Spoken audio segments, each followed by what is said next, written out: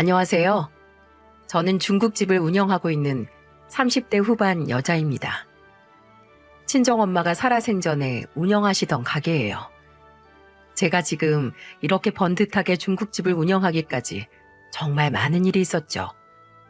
저도 원래는 굴러가는 낙엽만 봐도 까르르 하고 웃던 밝은 사람이었습니다.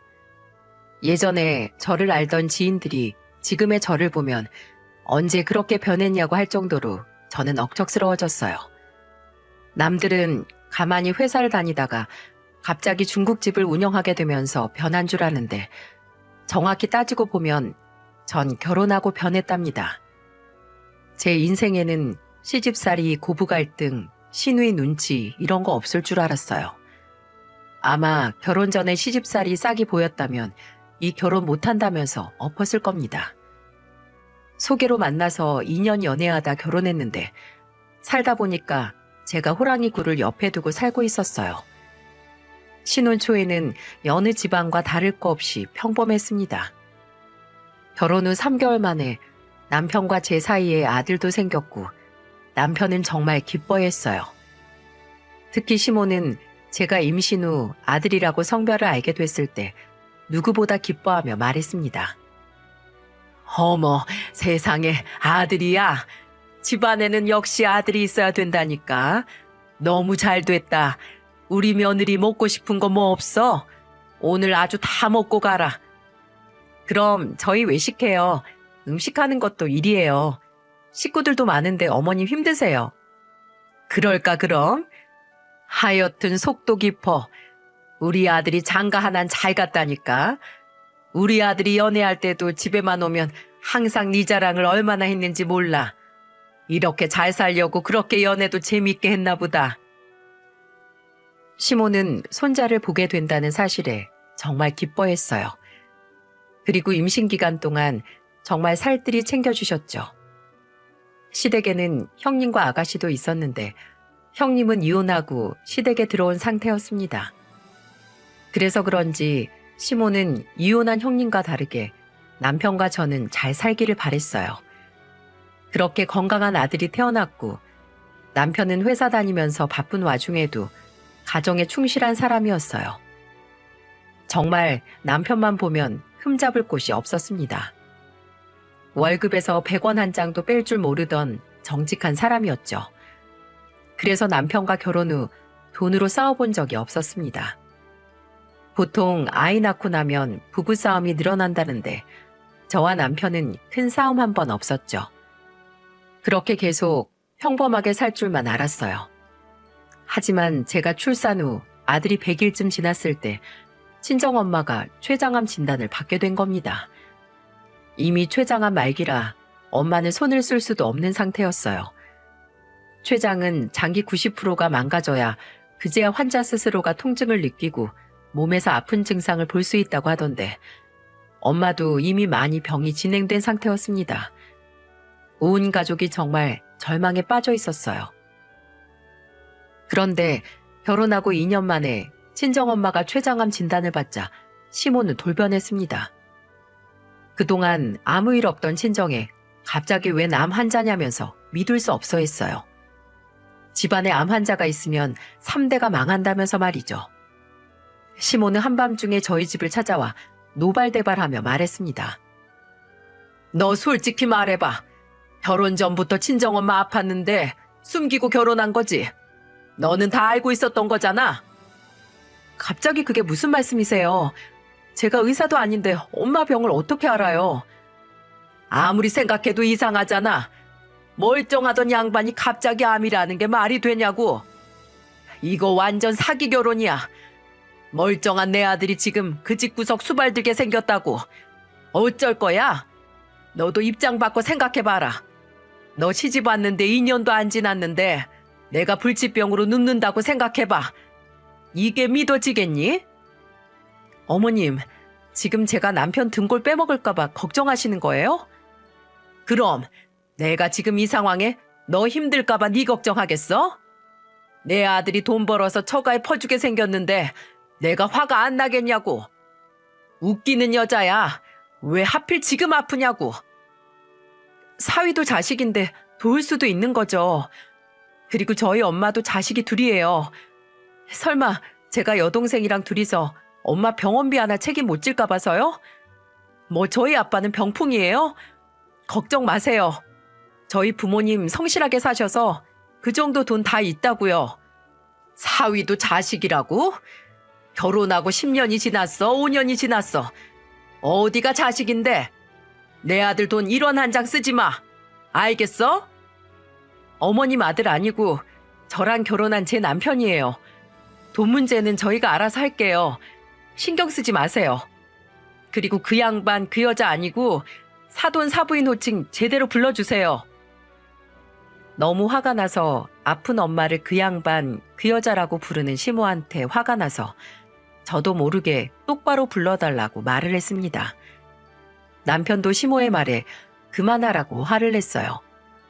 그러자 시모는 울먹이는 목소리로 한탄을 하며 난리도 아니었습니다. 남편이 그만하라고 말려도 시모 목소리는 방 안에 있는 제 귀에까지 다 들렸어요. 시모는 바닥을 치고 울면서 이렇게 말했습니다. 아들 다 키워놨더니 병수발 들게 생겼네. 죽 쏘서 개 주는 것도 아니고 이게 무슨 개 같은 경우야? 아, 엄마, 그만 좀 해. 다 살다 보면 겪을 일이야. 나중에 엄마 아팠을 때 며느리가 이렇게 억울했으면 좋겠어? 엄마야말로 입장 바꿔서 생각 좀 해. 제발 좀 그만하고 나가 좀. 남편은 집안 한가운데서 바닥을 치며 우는 시모를 끌고 나갔습니다.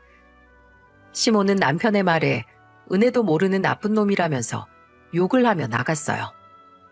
저 그때 100일 지난 어린 아들 품에 안고 소리 없이 울었습니다. 세상에 하나뿐인 엄마, 암이라는 말 듣고 하루 종일 심장이 벌렁거렸는데 갑자기 찾아와서 욕을 한 바가지 해놓고 하는 시모 덕분에 눈물이 왈칵 쏟아졌어요.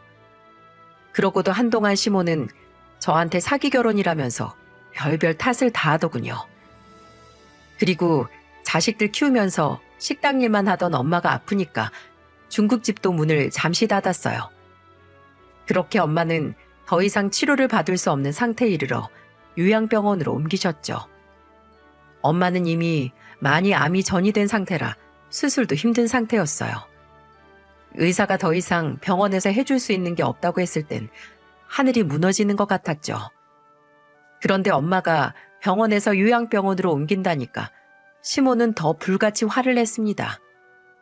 제가 무슨 엄청난 죄인이라도 된 것처럼 시모는 저한테 뜬금없이 화를 내는 일이 늘었어요.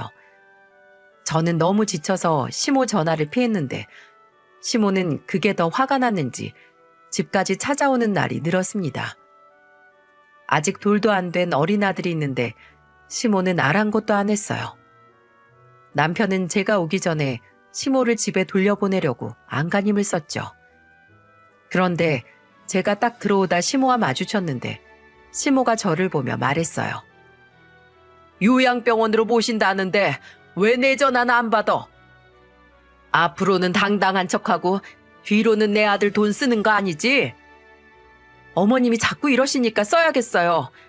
남편도 장모님 돌아가시기 전에 효도 한 번은 해야죠. 내 아들이 왜 그쪽에다가 효도를 해? 너 진짜 웃긴다. 내가 그 꼴 가만 보고 있을 것 같아? 이거 완전 다 사기라고 내가 고소할 거야. 사기 결혼은 제가 당한 것 같아요. 어머님 이런 사람인 줄 알았으면 저 절대로 결혼 안 했을 거예요. 네가 내 아들 같은 애를 어디서 만날 줄 알고 아주 너만 잘 만났지. 시모가 역정을 내면서 화를 내자 남편은 시모를 보면서 최후 통첩이라도 하듯 호통을 치며 말했습니다. 엄마, 그만 좀 해요. 자꾸 이러시면 저 엄마 안 보고 살 거예요. 저 결혼해서 가정 꾸렸고 이제는 집안 가장이라고요. 엄마가 이런 식으로 하면 제가 어떻게 잘 살아요? 이렇게 함부로 오는 것도 그만하세요. 내가 다 너 생각해서 그러는 거잖아. 엄마는 네가 힘들까 봐. 저는 엄마가 더 힘들어요. 엄마 이렇게 난리치고 가면 저 두통약 먹어요. 그러니까 제발 그만 좀 하시라고요. 지금 저 사람 엄마가 이렇게 안 해도 충분히 힘든 사람이에요. 아들 자식 키워봐야 아무 소용없다더니 그 말이 내 자식 두고 하는 소리였어. 아이고, 내 팔자야. 남편은 시부를 불러서 시모를 모셔가라고 했어요. 시부는 저한테 사과를 하고는 시모를 데려갔습니다. 그리고 다시는 시모가 찾아와서 행패 못 부리게 하겠다면서 제게 계속 사과를 하셨어요. 그때만 해도 시부는 시모와 달랐습니다. 퇴직 후 짧게나마 일할 수 있던 곳을 찾던 시부였어요. 좀처럼 일이 구해지질 않아서 쉬고 있던 찰나에 이런 일이 생기자 시부는 오로지 시모 단속하는 일에 온 신경을 썼죠. 그 덕분에 저는 친정엄마를 한 번이라도 더 들여보고 지냈어요. 하지만 엄마는 얼마 버티지 못하고 세상을 떠나셨습니다. 엄마는 손자 돌에 뭘 해줘야 하나 고민까지 하셨던 분인데 결국 아무것도 해주지 못하고 떠나신 거예요. 그렇게 엄마 장례를 치르면서도 정말로 엄마가 떠났다는 게 믿겨지지 않았습니다. 그런 제 곁을 지켜준 사람은 남편이었죠. 엄마 장례식을 치르는 동안에도 아들처럼 든든하게 전부 챙기고 있었습니다. 그런 남편을 보면서 아빠는 고맙다며 안아줬어요. 남편은 슬퍼하는 아빠를 위로하며 이렇게 말했습니다. 당연히 사위인 제가 해야 될 일이에요. 제가 어떻게 힘든 마음 다 헤아리겠어요. 혼자 계시기 적적하시면 언제든지 연락하세요. 저를 사위 말고 친구, 아들 편하게 생각하셔야 같이 이겨낼 수 있어요. 우리 사위 고마워. 이런 듬직한 사위가 있어서 자네 장모가 안심하고 떠났나 봐. 말이라도 고맙네 정말. 말뿐만이 아니에요. 제가 딸만큼은 못해도 부족하지만 잘 챙겨드릴게요. 그런 남편의 말에 아빠는 따뜻한 위로를 느끼셨던 것 같아요. 그래서 장례가 끝난 후 아빠는 남편을 따로 불러서 둘이 술을 한잔하기도 했습니다.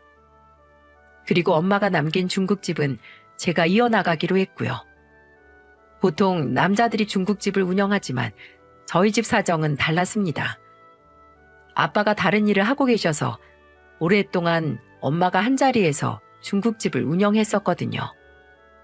엄마의 비법과 레시피는 주위 동네 사람들에게도 찬사를 받을 정도로 동네 사람들만 아는 맛집이었죠. 그래서 엄마가 돌아가시기 전까지 비법을 전수받아 엄마의 식당을 계속 이어나가고 싶었습니다. 엄마의 분신과도 같은 중국집이었으니까요. 그렇게 오래 다닌 회사를 정리하기로 결심하고 퇴직을 하자 대뜸 형님한테 전화가 왔어요. 제가 회사를 그만두고 가게를 운영하기로 했다는 걸 어떻게 알았는지 신이 잔뜩 난 목소리로 전화를 해서 저한테 이렇게 말했습니다. 올케, 회사 그만뒀다면서? 그렇게 됐어요. 근데 그걸 어떻게 하셨어요? 통화하는 거 엿들었지. 근데 회사 엄청 오래 다녔는데 그만두는 거 아깝지 않아? 하긴 오래 다녔으니까 퇴직금이 많긴 하겠다. 그치? 받아봐야 알죠. 아직은 모르겠어요. 회사만 다니던 사람이 중국집을 어떻게 하겠다는 거야. 힘들지 않겠어? 먹고 살려면 뭔들 못해요. 그리고 엄마가 하시던 가게라 제가 이어서 하고 싶어요. 중국집 손도 많이 가고 기름 냄새도 날 텐데 그냥 나랑 같이 카페 하자, 카페. 나도 이혼하고서 일도 없고 심심했는데 같이 하면 되겠다. 네? 무슨 카페요? 돈도 없는데 어떻게 카페를 해요? 왜 돈이 없어? 올케 퇴직금도 있고 그 중국집도 이어받을 사람 없으면 팔 거 아니야. 누가 중국집을 팔아요? 그리고 왜 제 퇴직금으로 카페를 차려요? 다 제 돈이에요. 네 돈, 내 돈이 어딨어. 우리 가족이잖아. 올케도 이제 엄마 돌아가시고 허전할 텐데 우리 엄마를 올케 친엄마다 생각하고 지내. 가족이 뭐 별거야? 가족이라고 생각하면 가족이지. 그러니까 올케 퇴직금으로 우리 같이 카페 하자. 중국집 팔기 싫으면 여동생 줘. 철없는 형님의 말에 정말 어처구니가 없었습니다. 그동안 시모가 저한테 어떻게 하고 갔는지도 까맣게 모르는지 저한테 시모를 친엄마라고 생각하라고 하더군요. 진짜 사람 환장하게 만드는 재주가 있는 모녀였어요. 그리고 제가 왜 백수 형님을 데리고 카페를 합니까? 며칠 나왔다가 개눈 감추도 사라질 게 뻔한 사람이었어요. 중국집에서 일하겠다고 달려들어도 시를 파네 지금 제 퇴직금으로 카페를 하자니 어이가 없어서 형님한테 이렇게 말했습니다. 형님, 그동안 3일 나가다 힘들다고 그만둔 아르바이트에 1년도 못 다닌 회사들이 몇 개인 줄이나 아세요? 형님 제대로 일해볼 생각도 없었잖아요. 그러니까 같이 카페를 하나 차려두면 나도 열심히 할 수 있을 것 같단 말이야. 그렇게 차리고 싶으면 어머님한테 말하세요. 어머님이 그러는데 처가나 시댁에는 돈 퍼주는 거 아니래요. 그래서 저희 엄마 아플 때도 집에 와서 남편 보고 처가에 절대 돈 보태지 말라고 아주 못을 받고 가셨어요. 그걸 아직도 마음에 담고 있어? 어차피 췌장암이셨다면서. 아픈 사람한테 돈 쓰는 거랑 젊은 사람한테 돈 쓰는 거랑 같아? 옳게 뒤끝이 길다. 아픈 사람한테 돈 쓰는 건 희망이라도 있죠. 따지고 보면 형님한테 돈 쓰는 거야말로 밑 빠진 독에 물 붓기 아닌가요? 어머님한테 카페 차려달라고 하세요. 저는 그때 어머님 말 듣고 아주 인생의 진리를 배웠네요. 저는 열이 받아서 전화를 확 끊어버렸습니다. 그제야 속이 다 시원했어요. 아주 두 모녀가 나란히 사람 속 뒤집는 데는 도가 텄습니다. 생각해보면 아픈 사돈을 보고 막말을 내뱉는 시모를 보고 형님이 뭘 보고 배웠겠습니까? 생판 모르는 남이 아프다고 해도 이렇게까지 모질게 말 안 할 거예요.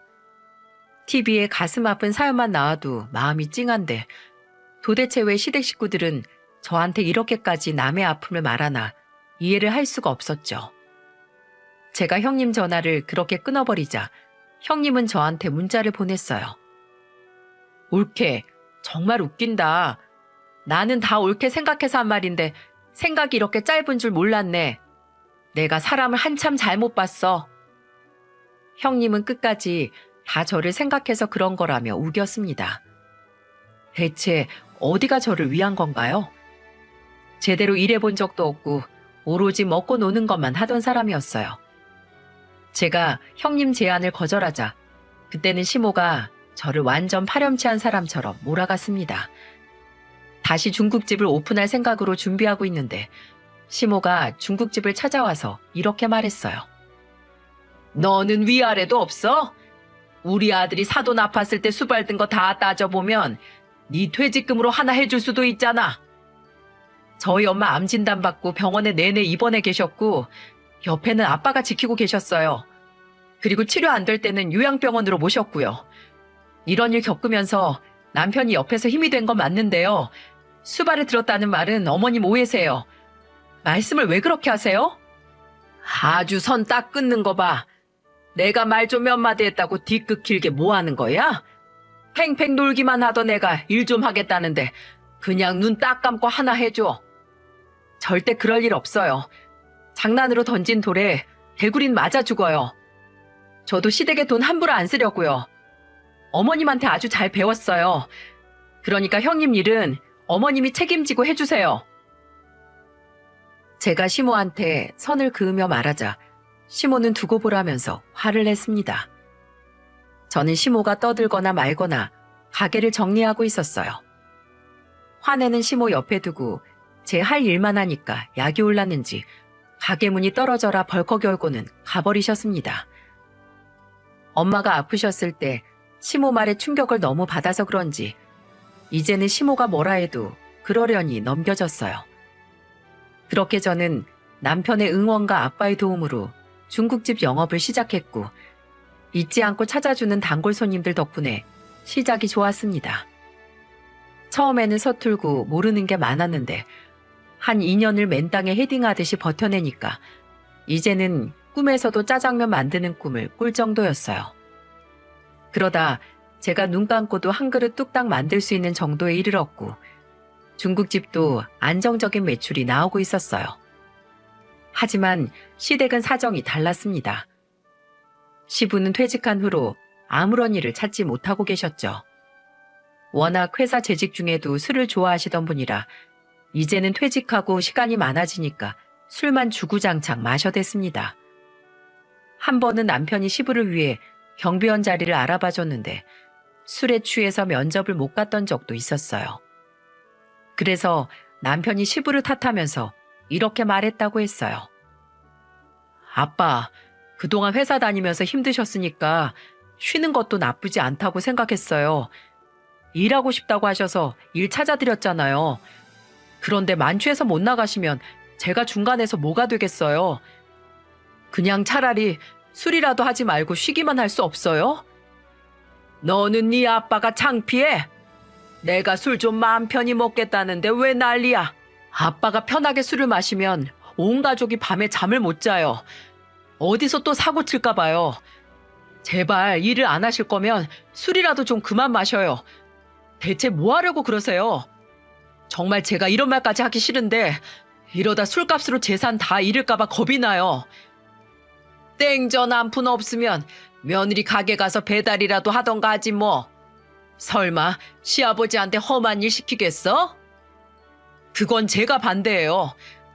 아버지가 거기서 일한다고 하면 제가 뜯어 말릴 거예요. 거기서 뭐 할지 아주 눈에 다 보여서 제가 뜯어 말릴 거니까 다른 일 알아보세요. 앞으로 아버지 일자리 알아봐 드리는 일도 안 할 거예요. 아버지가 다 직접 알아보세요. 남편이 시부랑 한바탕 하고 며칠 뒤 불똥은 저한테 튀었어요. 시부가 제 가게로 술에 취한 채 와서는 이렇게 말했습니다. 여기는 절대 오지 말라고 하던데 왜 그러는 거야? 내가 며느리 식당도 못 가? 안주 좀 가져와 봐라. 아버님, 영업장에서 뭐 하시는 거예요? 얼른 나가세요. 이제는 끈 떨어진 가방이다 이거냐? 일 안 하고 집에만 있다고 개무실하네 아주. 억울해서 못 살겠어. 내가 억울해서. 장사하는 시간에 오셔서 술주정을 하시니까 그렇죠. 이제 저녁 시간이라 바쁜 시간인데 좀 가주세요.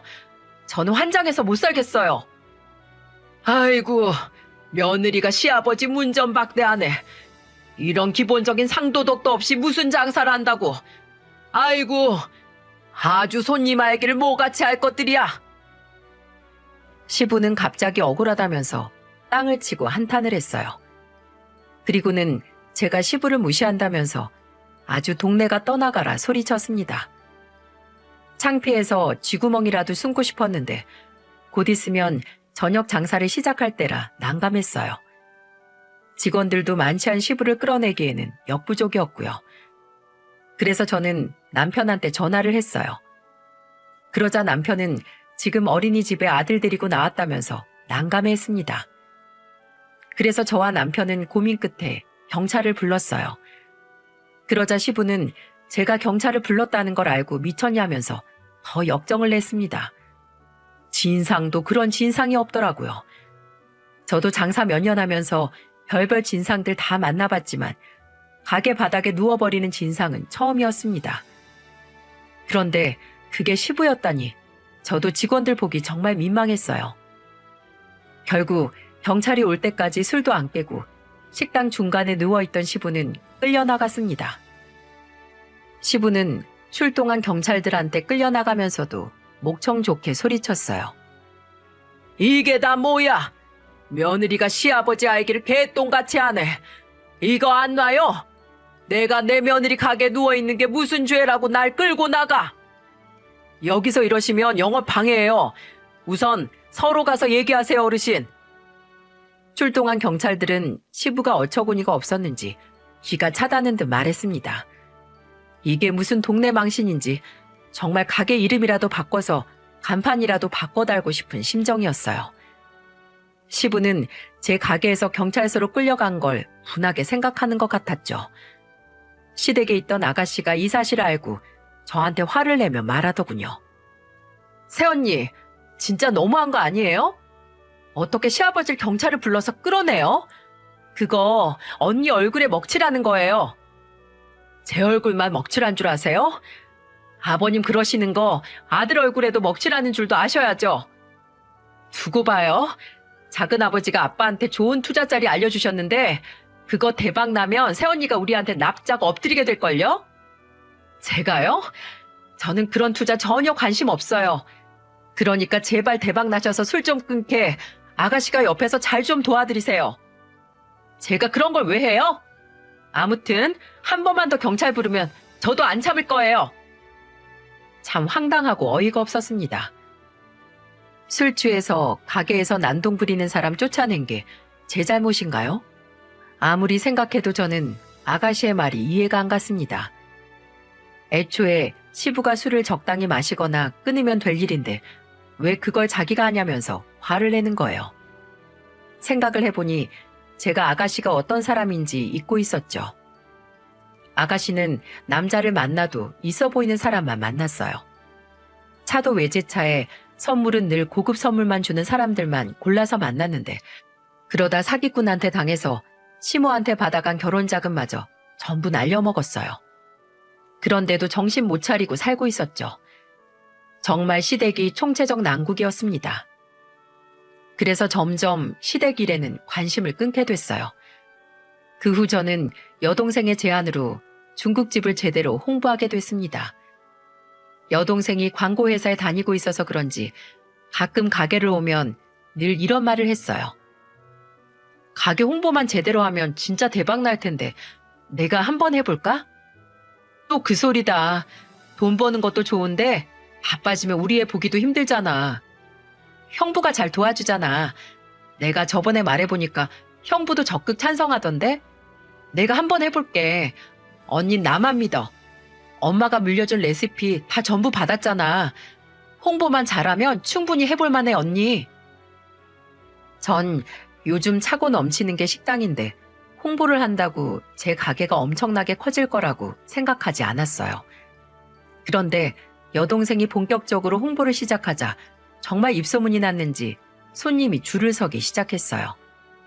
그래도 반짝하고 말겠지 싶었는데 입소문을 타면서 SNS에도 자주 가게 글이 올라왔습니다. 감사하게도 다녀가신 분들이 맛있다는 후기를 많이 써줘서 유명 맛집이 됐어요. 그리고 그 무렵 시부는 아가씨 말처럼 시부 남동생 제안으로 투자를 했습니다. 퇴직금에 살고 있던 아파트를 담보로 총 2억 7천을 동생 사업에 투자를 한 거예요. 저는 애를 데리고 시댁에 갔다가 시부의 말에 깜짝 놀라며 말했습니다. 아버님, 액수가 너무 큰 거 아니에요? 작은 아버님이 아무리 사업하던 분이라고 해도 지금 하려는 건 이제 막 시작한 사업인데 조금 지켜보다 하시지 그랬어요. 내가 바보야? 그런 것도 모르고 했겠어. 내가 사무실 다 보고 나서 투자를 한 거야. 가보니까 번듯하게 잘 해놨던데 뭘. 나 말고도 투자한 사람도 많았고. 그래도 이제 시작하는 사업에 너무 큰 돈 들어가는 것 같아서요. 뭐야? 왜 괜히 초를 쳐? 망하라고 고사 지내는 거야 뭐야? 내가 투자를 한 순간부터 월 5% 이자를 준다는데 뭐가 손해보는 장사야? 적금 이자보다 훨씬 이득이구만. 며느리 넌 가만 보니까 그게 문제야. 너만 잘났어 아주. 내가 이러니까 술을 끊을 수가 있겠어? 그러면서 시부는 작은 아버님한테 2억 7천을 투자하고 이제 돈 벌 일만 남았다면서 기분 좋은 소리를 내면서 술을 마셨어요. 그 모습을 보는데 정말 기가 차더라고요. 이제는 시댁 일에 관여하고 싶지 않아서 망하지만 말아라 하는 마음으로 그냥 내버려뒀어요. 남편도 걱정은 한가득이었지만 워낙 시아버님이 고집스러워서 말을 아꼈죠. 남편도 시부모 등살에 지쳐가고 있었어요. 그래도 시부가 투자했다는 작은 아버님 사업은 초반에는 아무런 문제가 없었습니다. 월 이자 5%씩 정말로 나오기 시작했거든요. 그렇게 처음으로 이자를 받게 된 시부는 시모와 같이 돈만 쓰러 다녔습니다. 그리고는 시부모 둘이 잔뜩 쇼핑을 하고서는 소고기 냄새를 풀풀 풍기면서 제 가게로 들어왔어요. 양손 가득 종이 가방을 들고 온 시모는 가게 테이블에 앉으며 말했습니다. 여기 시원한 냉수 한 잔 가져와 봐. 하루 종일 돌아다녔더니 다리도 아프고 갈증이 난다. 다리가 아프시면 집으로 가시지 왜 가게로 오셨어요? 내가 뭐 못 올 곳이라도 왔어? 시모가 왔으면 공손하게 물이나 떠올 것이지 말이 많어. 내가 네 건 안 사고 내 거만 잔뜩 샀을까 봐 그래? 걱정 마라. 내가 너처럼 속 좁고 뒤끝 긴 사람인 줄 알아? 당연히 네 거도 샀지. 자, 이거 열어봐라. 시모는 저한테 줄 것도 샀다면서 가방 하나를 내밀었어요. 그런데 시모가 저한테 사다 준 건 행주였습니다. 저는 너무 어처구니가 없어서 행주를 다시 종이 가방에 담고 시모를 보며 말했어요. 행주가 절 생각해서 사온 거라고요? 왜? 너한테 딱이잖아. 넌 다른 생각 말고 행주나 잡고 살아. 예쁜 옷도 오태가 사는 애들이나 입는 거지. 평생 주방에만 있을 네 팔자에는 행주가 딱이야. 뒤끝 안 길다고 하시더니 어머님도 뒤끝 참 긴 것 같아요. 아, 내가 뭘. 선물을 줘도 난리야. 그건 네 선물이라고. 네, 아주 잘 쓸게요. 안 그래도 걸레 필요했는데 크기도 아주 딱이네요. 지금 성의를 무시하는 거야? 왜? 고작 행주다 이거야? 아니요. 어머님 돈도 없는데 이 정도면 저 감지덕지예요. 앞으로는 제 선물 사지 마세요. 내가 돈이 왜 없어? 이거 쇼핑한 것 좀 봐라. 우리 투자 아주 대박 났어. 네, 제발 평생 그렇게 잘 벌고 사세요. 저는 시모의 말에 이젠 화도 안 났습니다. 또 시비 걸고 싶어서 오신 것 같은데 제가 같이 화를 내면 그날 장사 망칠 게 뻔했어요. 근데 제가 오히려 덤덤하게 나오니까 시부모 둘 다 약이 올라서 나가버렸습니다. 끝까지 궁시렁거리면서 가시긴 했어요. 시부가 나가면서 저한테 이렇게 소리쳤습니다. 나도 이제 돈 번다 이거야. 돈 가지고 유세 부리더니 앞으로 나한테 콩고물이라도 얻어먹고 싶으면 이제라도 효도해. 그놈의 술이나 그만 마시라고 하고 싶었죠.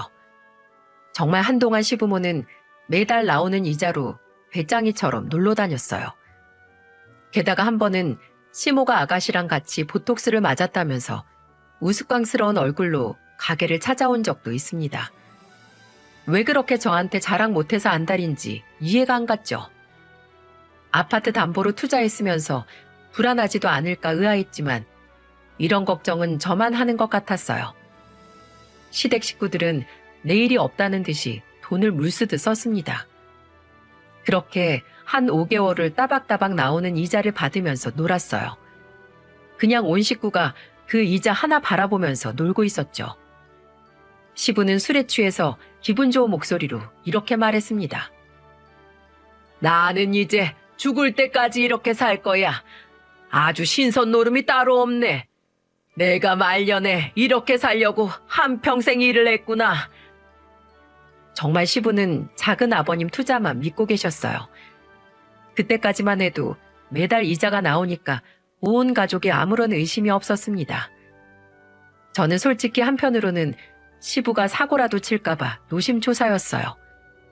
그러다가 제 가게 일도 점점 바빠지고 시댁 일로도 계속 신경이 곤두서서 그런지 몸이 좀 안 좋았습니다. 그래서 가게를 하루 쉬고 병원을 찾아갔어요. 병원에서 검진을 받는데 깜짝 놀랄 결과가 나왔습니다. 제가 위암 2기였어요. 의사는 잘 치료하면 괜찮을 거라고 했지만 저는 먼저 떠나보낸 엄마 생각에 소름이 돋았습니다. 아직 어린 아들도 있고 가게도 이제야 잘 돌아가는 제가 병을 키우고 있었다니 정말 한숨이 났어요. 그때가 설을 이틀 앞두고 듣게 된 시점이었죠. 그래서 남편은 설 지나고 수술부터 하자며 말했습니다. 저도 너무 놀라서 가게를 아빠에게 부탁하고 쉬기로 했죠. 종종 저와 같이 일하셔서 아빠도 가게 돌아가는 사정을 다 알고 계셨어요. 그렇게 이틀 뒤 설이 됐고 저는 아들과 남편과 같이 시댁으로 갔습니다. 그런데 시모는 날이라도 잡은 사람처럼 일거리를 잔뜩 만들어놨더군요. 아주 시장을 털어왔는지 일거리가 한가득이었죠. 남편은 제가 위암 선고 받았다는 걸 말하려 했는데 저는 말하지 말라고 했어요. 결혼 초반에 친정엄마가 아팠을 때도 모진 말을 내뱉던 분인데 제가 아프다고 하면 남편 앞길 막는다고 난리칠 사람이 시모였으니까요. 그래서 그냥 적당히 시모가 시키는 일을 하고 있었죠. 그런데 시모는 일하는 저를 보면서 하나씩 지적을 하면서 말했어요. 너는 짜장면만 만들 줄 알았지? 할 줄 아는 게 뭐야? 전을 동그랗게 예쁘게 만들어야지. 모양 좀 이쁘게 못해? 이것보다도 동그랗게 어떻게 만들어요? 어머님이 한번 만들어 보세요. 그럼 제가 보고 배울게요. 아, 내가 어떻게 만들어? 할 줄 모르니까 너 보고 하라는 거잖아. 원래 며느리는 안 되는 것도 되게 만드는 거야. 며느리가 군인도 아니고 안 되는 걸 어떻게 되게 하나요? 저는 시모의 말에 기가 막혀서 헛웃음이 났습니다. 그런데 제일 얄미운 건 이런 시모가 아니라 형님이었어요. 형님은 계속 옆에서 전 만들어서 내려놓기 무섭게 맨손으로 집어먹는 겁니다. 그래서 저는 형님을 보며 말했어요. 형님, 그만 좀 드세요. 만드는 것보다 형님이 먹는 속도가 더 빨라요. 먹고 싶으면 만들어서 직접 먹던지요. 나 손톱 어제 하고 왔어. 나 매니큐어 발라둔 거 안 보여? 손톱 망가진다고. 그리고 올케가 있는데 내가 왜 해? 올케가 해. 그럼 그만 좀 먹어요. 저는 계속 손으로 집어먹는 형님을 피해서 그릇을 멀리 치웠어요. 정말 설 지내러 온 시댁은 개판이었습니다. 시모는 주방에서 일은 안 하고 잔소리만 하고 형님은 먹기만 했어요. 게다가 아가씨는 거실에서 드렁드렁 코를 골며 자고 있었고요. 진짜 당장이라도 못해 먹겠다고 나가고 싶었죠. 그런데 시부가 거실에서 술을 마시다가 술이 올랐는지 주방으로 소리치며 말했습니다. 여기 안주 좀 더 가져와. 오늘 술 맛이 좋은데 안주가 부실해서 살겠어? 아버님, 애도 있는데 술 좀 그만 드세요. 홍도야, 아글씨, 울지 마라. 시부는 어디 남의 집 개가 짖나 하면서 제 말은 들은 채도 하지 않았어요. 그걸 보니까 속에서 한숨이 절로 났습니다. 남편은 아들을 돌보다 제가 한숨을 쉬며 서 있자 주방으로 왔어요. 마침 시모가 형님을 데리고 나갔을 때라 저도 한숨 돌리고 있을 때였죠. 그러자 남편이 아들을 데리고 와서 저한테 이렇게 말하더군요. 곧 애도 잘 텐데 골방 가서 애랑 같이 좀 자. 뒷정리는 내가 할게. 당신 할 수 있겠어? 안 그래도 지금 몸이 좀 안 좋아. 걱정 마. 중국집 사장 남편인데 나도 웬만한 건 다 해. 그럼 부탁 좀 할게. 저는 남편한테 뒷일을 부탁하고 잠시 쉬러 골방으로 갔어요. 이미 시부는 만취 상태라 저한테는 관심도 없었고 아가씨는 잠에서 깰 생각이 없어서 남편이 일을 하는지도 몰랐습니다. 남편은 뒷정리를 하면서 분주하게 움직였고 저는 드디어 좀 쉬나 했어요. 그런데 잠시 뒤 집에 온 시모가 남편이 주방에서 일을 하는 걸 목격했습니다. 그리고는 정말 난리가 났어요. 시모는 남편을 보고 네가 왜 여기서 일을 하냐며 소리쳤습니다. 그러더니 저를 찾으러 온 방문을 열었어요.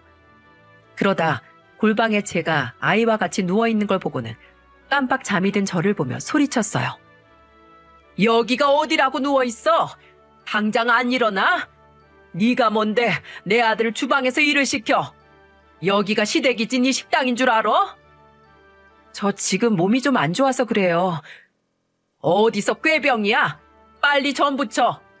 너 요즘 식당 좀 잘 된다고?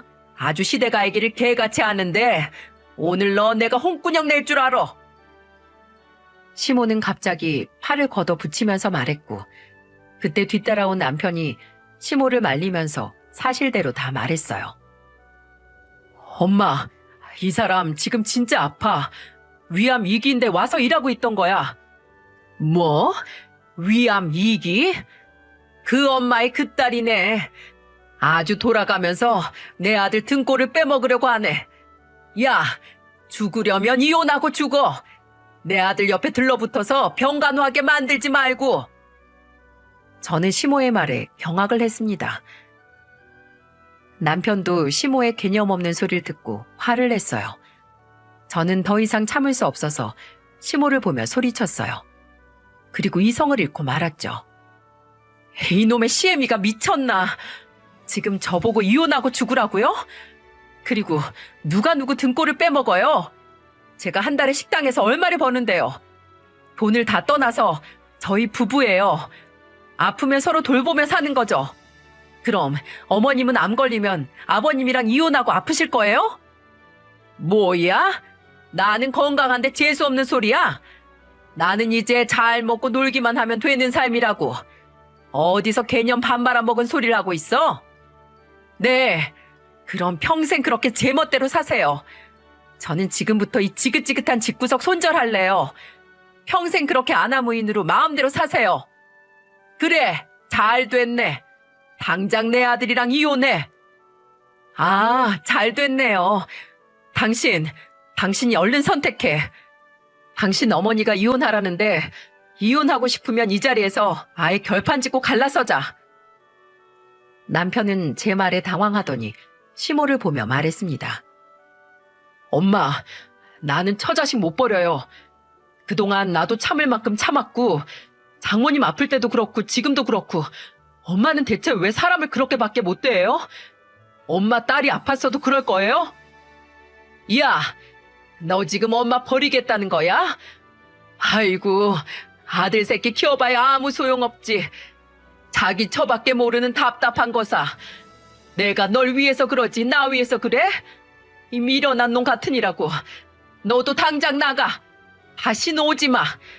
어디 아픈 마누라 뒷바라지 하면서 같이 고생해봐.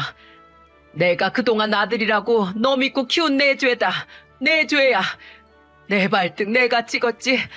둘 다 나가. 꼴도 보기 싫어. 네, 고마워요. 마음의 짐을 덜게 해줘서.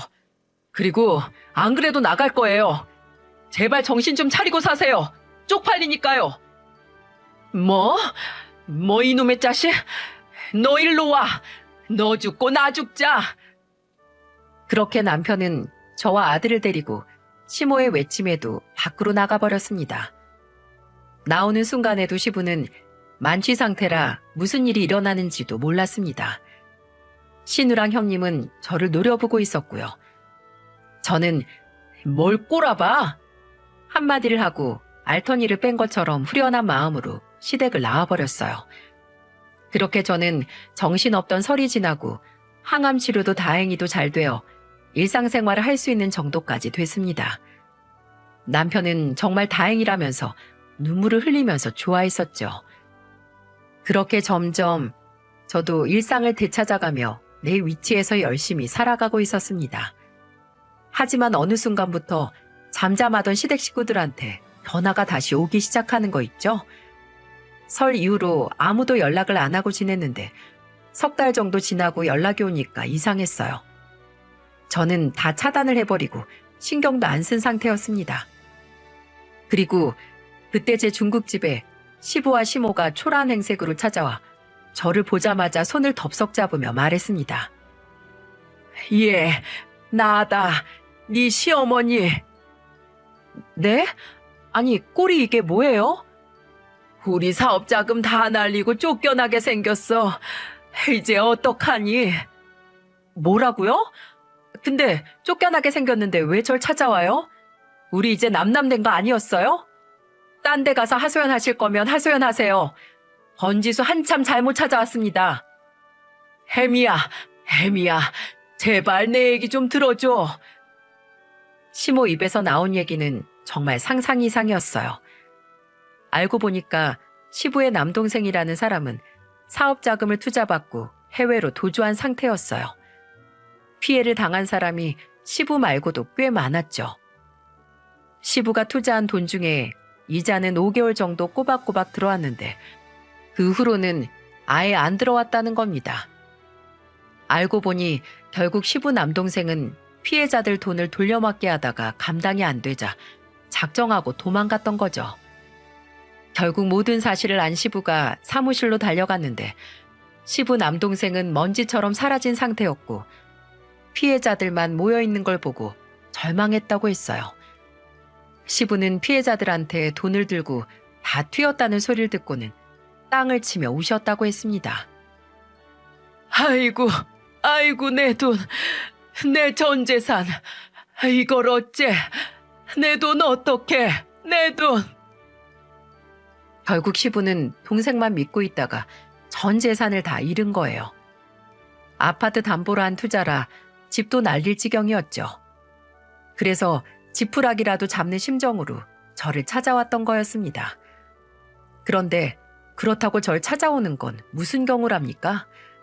그렇게 못 잡아먹어서 안달인 며느리가 벼랑 끝에서는 아쉬운 모양이었나 봐요. 그래서 저는 울면서 자초지종을 설명하는 심호손을 쳐버리면서 말했습니다. 저보고 남편 등골 빼먹는다면서요? 제가 어머님 도울 여력이 어디 있겠어요? 그렇게 아쉬우시면 딸들 찾아가세요. 지난번에 아들도 키워봐야 아무 소용없다면서요?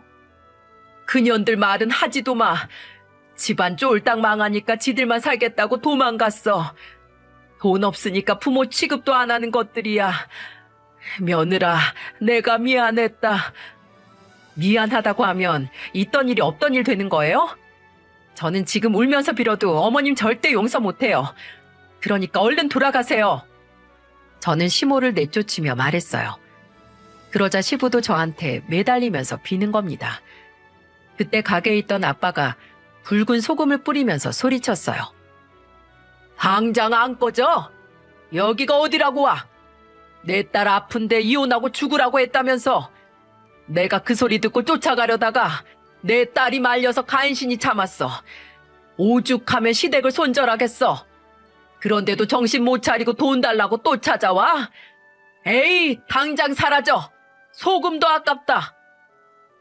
아빠는 굵은 소금을 뿌렸고 시부모는 소금을 맞으며 따갑다고 소리를 치다 도망갔어요. 끝까지 쫓아가면 소금을 부으니까 뒤도 안 보고 도망가더라고요. 며느리 아프다는 말 듣고 이혼하고 죽으랄 땐 언제고, 이제 와서 살려달라고 찾아온 시부모 어떻게 생각하시나요? 결국 시부모는 집도 잃고 자식도 모두 잃고 겨우 보증금을 마련해서 원룸에서 살게 됐습니다. 남편도 시부모 망했다는 말 듣고 잠시 걱정하긴 했지만 지금 도와주면 계속해서 손 벌릴 거라고 단호하게 말했습니다.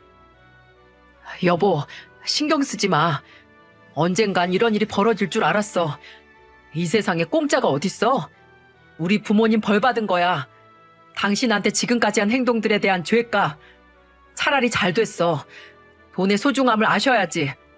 나가서 폐지를 줍든 건물에서 청소를 하든 본인들이 직접 힘들게 돈을 벌어봐야 남 무시 안 하고 이 세상이 호락호락하지 않다는 걸 깨닫게 되겠지.